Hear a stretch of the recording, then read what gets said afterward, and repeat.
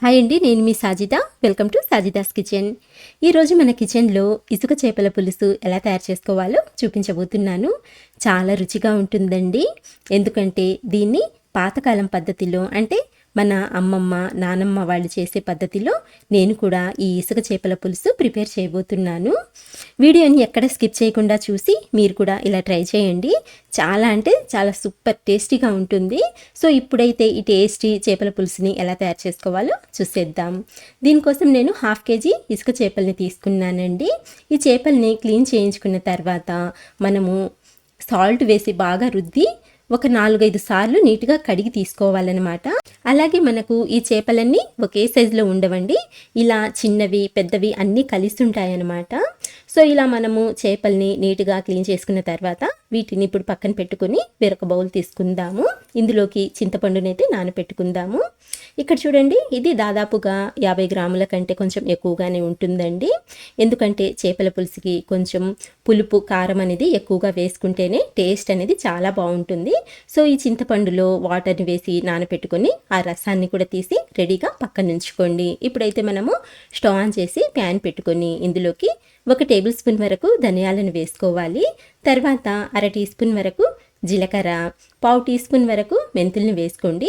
ఇప్పుడు ఒక రెమ్మ కరివేపాకుని కూడా యాడ్ చేసుకొని గ్యాస్ని లో టు మీడియం ఫ్లేమ్లో పెట్టుకొని ఈ దినుసుల్ని దూరగా వేయించుకోవాలి. చూడండి, ఈ విధంగా వేయించుకున్న తర్వాత ఇప్పుడు స్టవ్ ఆఫ్ చేసేసి వీటిని తీసుకొని కాస్త చల్లారిన తర్వాత మిక్సర్ జార్లోకి యాడ్ చేసుకుందాము. ఇప్పుడు మనం ఈ దినుసుల్ని మెత్తటి పౌడర్ లాగా గ్రైండ్ చేసి తీసుకుందాము.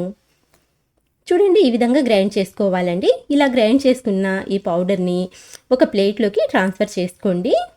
దీన్నైతే పక్కన పెట్టేసుకొని ఇప్పుడు ఇదే జార్లోకి ఒక మీడియం సైజు ఉల్లిపాయని ఇలా చిన్న చిన్న ముక్కలుగా కట్ చేసుకొని వేసుకోండి. తర్వాత ఇందులోకి 2 వెల్లుల్లి రెబ్బల్ని పైన పొట్టుని తీసి యాడ్ చేసుకోండి. నెక్స్ట్ 2 మీడియం సైజు టమాటాలని కూడా ఇలా చిన్న సైజు ముక్కల్లా కట్ చేసుకొని యాడ్ చేసుకోండి. ఇప్పుడు వీటిని మనము మెత్తటి పేస్ట్ లాగా గ్రైండ్ చేసి తీసుకుందాము. మరీ ఫైన్గా అవసరం లేదండి, ఇలా కొంచెం కోర్స్గా ఉన్నా పర్వాలేదన్నమాట.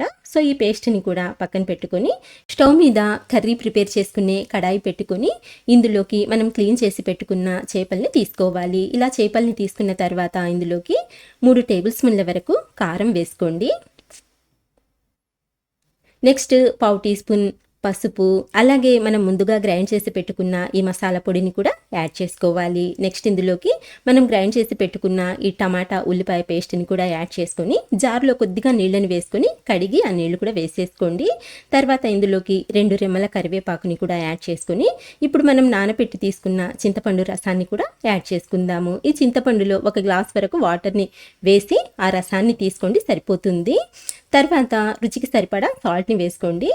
ఈ చేపల పులుసులోకి ఎప్పుడైనా సరే సాల్ట్కి బదులు కల్లుప్పు వేసుకుంటేనే టేస్ట్ అనేది చాలా బాగుంటుందండి. సో కల్లుప్పునైతే యాడ్ చేసుకొని ఇప్పుడు ఇవన్నీ బాగా కలిసేలా ఇలా చేతితోనే చక్కగా కలుపుకోవాలి. ఇలా అంతా బాగా కలుపుకున్న తర్వాత ఇందులోకి 2 పెద్ద గ్లాసుల వరకు నీళ్ళని పోసుకోండి. ఆల్రెడీ మనం చింతపండులో 1 గ్లాస్ వాటర్ వేసాం కదండి, మరో 2 గ్లాసుల వరకు వాటర్ని అయితే యాడ్ చేసుకోవాలి.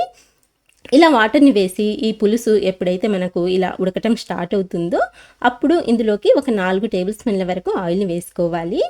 తర్వాత 2 పచ్చిమిరపకాయలని కూడా మధ్యలోకి కట్ చేసుకుని వేసుకోండి. చూడండి, ఇలా కొంచెం చీల్చుకొని వేసుకోండి, సరిపోతుంది. ఇలా పచ్చిమిరపకాయలు వేసుకున్న తర్వాత ఇప్పుడు జస్ట్ ఒకసారి లైట్గా గరిటెతో కలుపుకోండి. ఎక్కువగా కలపకూడదండి, చేపల పులుసు ఎప్పుడైనా సరే గుర్తుపెట్టుకోండి. జస్ట్ ఇలా మనము స్టార్టింగ్లో ఒకసారి లైట్గా కలుపుకోవాలన్నమాట. ఇలా బాగా కలుపుకున్న తర్వాత ఇప్పుడు మూత పెట్టేసి గ్యాస్ని మీడియం ఫ్లేమ్లోకి అడ్జస్ట్ చేసుకొని 15 నుంచి 20 నిమిషాల వరకు ఈ పులుసుని అయితే ఉడికించుకోవాలి. మీరు కావాలనుకుంటే మధ్య మధ్యలో మూత తీసి చెక్ చేసుకోవచ్చండి. ఇలా ఒక 20 నిమిషాల వరకు ఉడికించుకున్న తర్వాత ఇప్పుడు మూత తీసి చూద్దాము.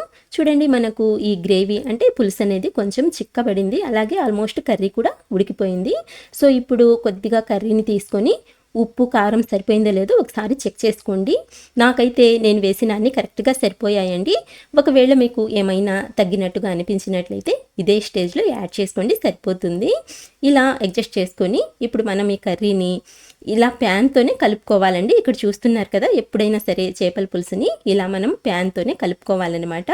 గరిటెతో అయితే అసలు కలపకూడదండి, ఎందుకంటే చేపలు అనేవి విరిగిపోతాయి.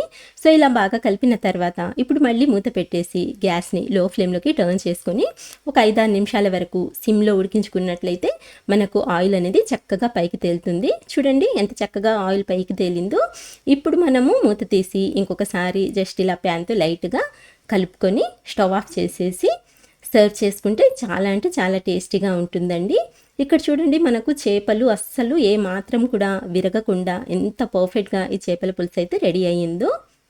అన్ని చేపలు కూడా ఇలాగే ఉన్నాయండి, ఒక్కటి కూడా విరగలేదు. అసలు టేస్ట్ అయితే ఘుమఘుమలాడుతుందండి. నాకైతే ఇప్పుడే ఆకలి వేసేస్తుంది. అంతేనండి, ఇప్పుడు మనము ఈ కర్రీని సర్వ్ చేసుకున్నట్లయితే చాలా అంటే చాలా టేస్టీగా ఉంటుంది. సో మీరు కూడా ఈ పద్ధతిలో ఒకసారి ట్రై చేసి చూడండి, ఖచ్చితంగా నచ్చుతుందండి. సో ఫ్రెండ్స్, చూశారు కదండి ఇవాల్టి వీడియో. నచ్చినట్లయితే లైక్ చేయండి. అలాగే మంచి టేస్టీ రెసిపీస్ కోసం అయితే మన ఛానల్ని మర్చిపోకుండా ప్లీజ్ సబ్స్క్రైబ్ చేసుకోండి. ఇంకొక మంచి రెసిపీతో మళ్ళీ కలుస్తాను. అంతవరకు బాయ్ అండి. Thank you for watching.